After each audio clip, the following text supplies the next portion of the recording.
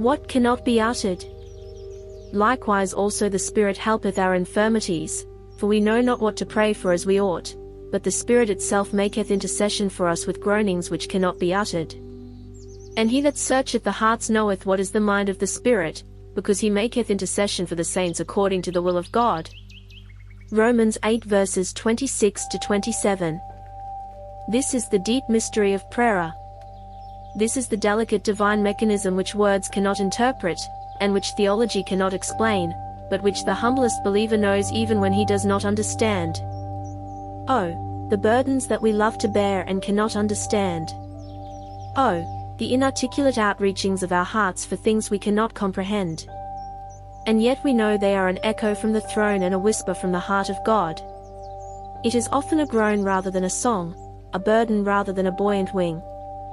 But it is a blessed burden, and it is a groan whose undertone is praise and unutterable joy. It is a groaning which cannot be uttered. We could not ourselves express it always, and sometimes we do not understand any more than that God is praying in us, for something that needs His touch and that He understands.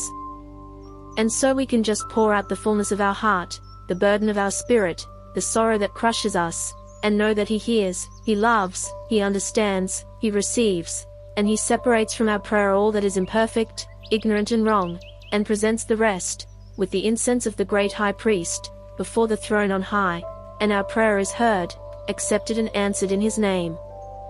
A. B. Simpson. It is not necessary to be always speaking to God or always hearing from God, to have communion with Him.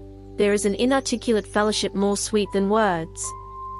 The little child can sit all day long beside its busy mother and, although few words are spoken on either side, and both are busy, the one at his absorbing play, the other at her engrossing work, yet both are in perfect fellowship.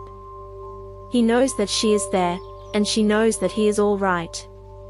So the saint and the Savior can go on for hours in the silent fellowship of love, and he be busy about the most common things, and yet conscious that every little thing he does is touched with the complexion of His presence, and the sense of His approval and blessing. And then, when pressed with burdens and troubles too complicated to put into words and too mysterious to tell or understand, how sweet it is to fall back into His blessed arms, and just sob out the sorrow that we cannot speak. Selected.